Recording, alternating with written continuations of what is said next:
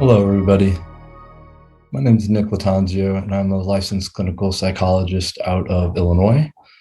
I take all comers here. I see families, couples, individuals of all ages, and I apply non-duality greatly in my work. So I'm here today actually to talk about a metaphysics that I'm developing called Nondual Empiricism.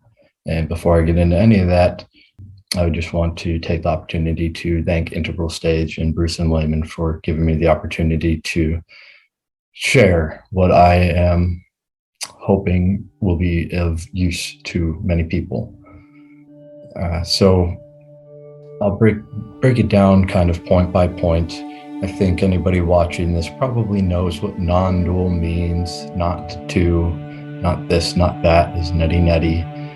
More an application. This is two sides of the same coin, which is really like each side being both sides at the same time. So, like C.S. Lewis says, what you see and what you hear, i.e. your reality, depends a good deal upon where you are standing, i.e. your cosmic address, the relative manifestation of where you are now. Empiricism. Empiricism means observation. And non-dual empiricism was born as my brainchild, I guess, as a trans-rational empiricism, meaning that it does not rely on a basic idea or concept. It was developed in response to third-person naturalistic empiricisms. So it's sort of upper left and upper right. Third-person empiricisms, the naturalistic science, was born in the Enlightenment era and co-opted the word empiricism to refer exclusively to observable measurement that at least two people can agree on, and then started to pass that off as fact when by no means is it purely objective. It is fairly objective, but it is not purely objective. And totally discounted the upper left empiricism. And what many don't know is that the original empiricism has been a way of generating truth claims about reality going way back into oral traditions. And it's what Eastern traditions refer to as direct experience. So those of you who practice within a specific discipline or tradition, I'm sure you know what I mean when I talk about direct experience of the here and now of reality. So like integral theory, non-dual empiricism has what ultimately is a spiritual or an unmanifest ontology. That is, its ground of being is experiential. Any notion of truth or measurement, any third-person empiricism, second-person empiricisms, they're all born out of direct experience. You only have a notion of those measurements within your direct experience. You cannot have it separate of that, because then there's no you. So third-person empiricism, as I like to say, forgot the person. Not that it is wrong. It's not wrong. But it's not that which I am. It is an abstraction, a representation of our first-person experience to cross over the explanatory gap so that we know that we're talking at least relatively about the same thing. And from that, there's fantastic amount of use for naturalistic science, and that non-dual empiricism uses those sort of metaphysics as well. It uses them to explain and describe aspects of manifest reality. But what non-dual empiricism offers that few other non-dual metaphysics offer is that it has no direct quarrel with these third-person empiricisms or naturalistic science in general, except for those which would be more materialistic, flatlanders, reductionists.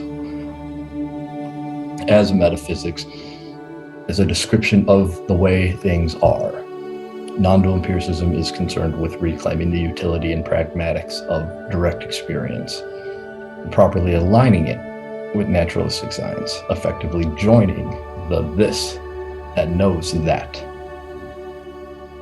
So the two are not against each other. This is a process ontology, and it's really a process metaphysics, meaning that at every level of behavioral complexity that the universe manifests as, it is still the same universe. I call it the cosmic golden thread, that I am a person at one level, a human at another, cells at another, molecules, atoms, particles, and eventually that. All at the same time. None being reducible to others as the ingredients don't change. It's the same elements, the same particles, just organized in different ways that allow for different, more complex and diverse functions and effects. It is all happening right here, right now. That's what physicists mean when they say that time is stacked on top of itself. Time is an extension of the manifest into space, and that is why they are inseparable, space and time. Now, a lot of this metaphysics is based on the Hindu notion of Brahman as the ground of being, what Alan Watts would call the which than which there is no whicher. This is the idea of reality as an actor, so obsessed and enchanted by their own act that they forgot their true nature and they believe themselves to be the role that they play. In that way, we are all the one reality, constrained to the limits of our relative manifestations. But there's no problem with this. There's no problem with an act. The act is the point. Many will see this as a hopeless or meaningless gesture, but go and ask, I use Hugh Jackman a lot as an example. Go ask Hugh Jackman if playing Wolverine was meaningless. Obviously it wasn't. The act was the whole point. It was where meaning was created. What this literally means is that the meaning of our nature is known only through its actions, its role. If things were meaningless, there would be no things. Nothing. There would be just the unmanifest and nothing to know it.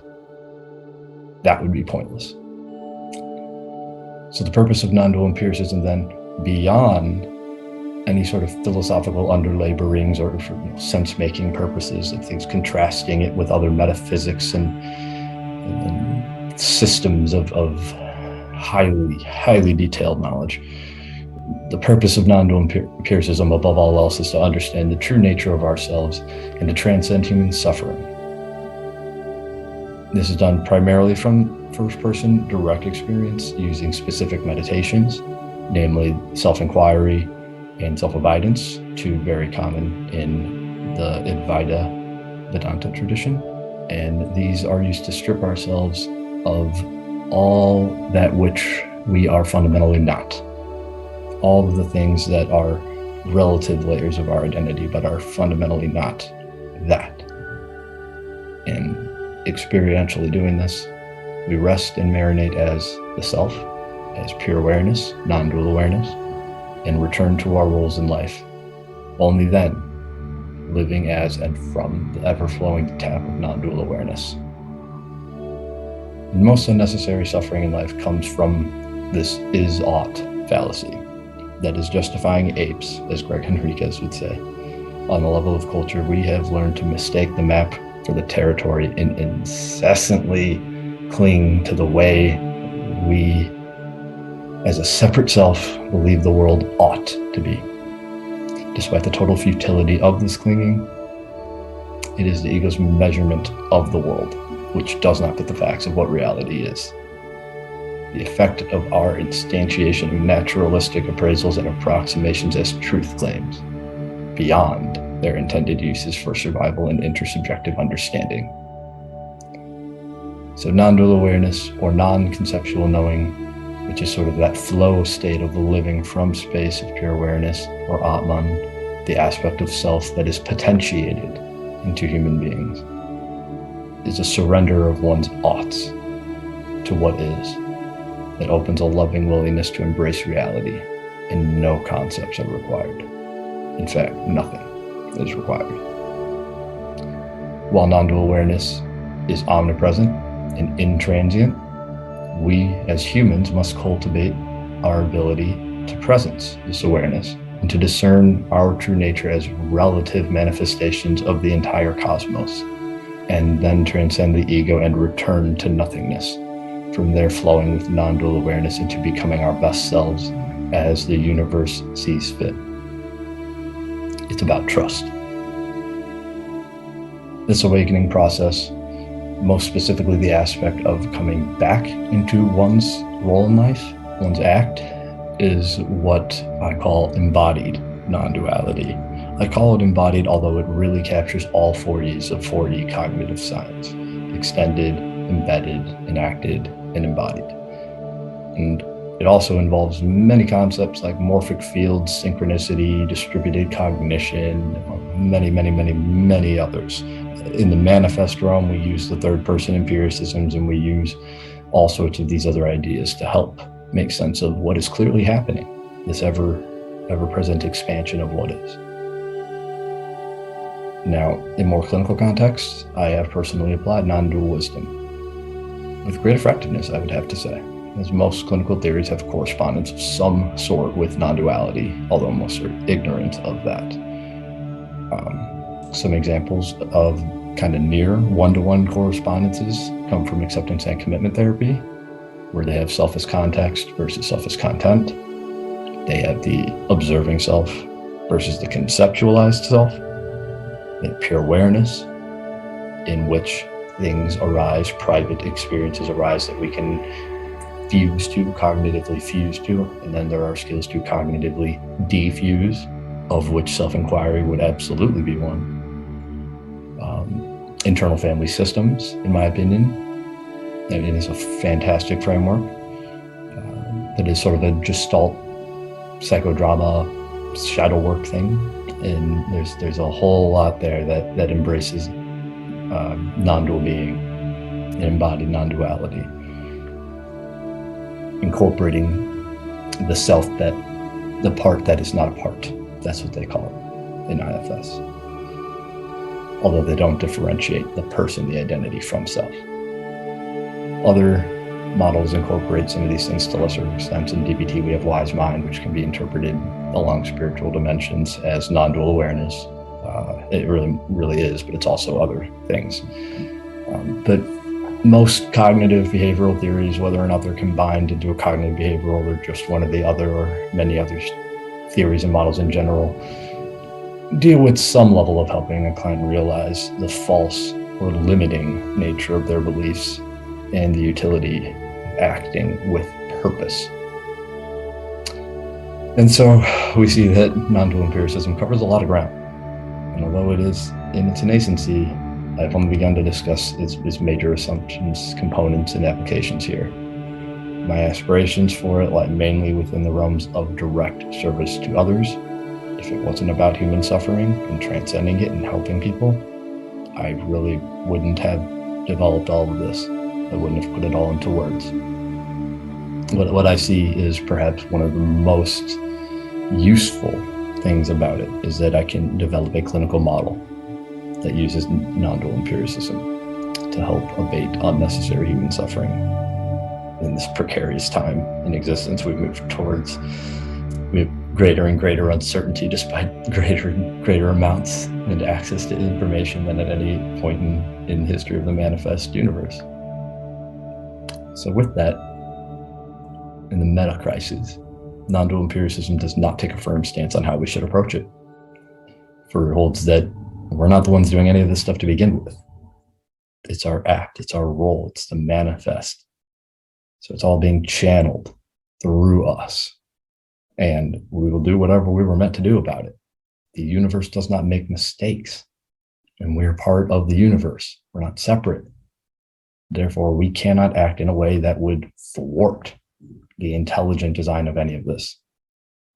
We have absolutely nothing to worry about at all. As Terence McKenna would say, you don't know enough to worry. And so as I flesh out non-dual empiricism, I hope I get more opportunities like this one to expand and share it.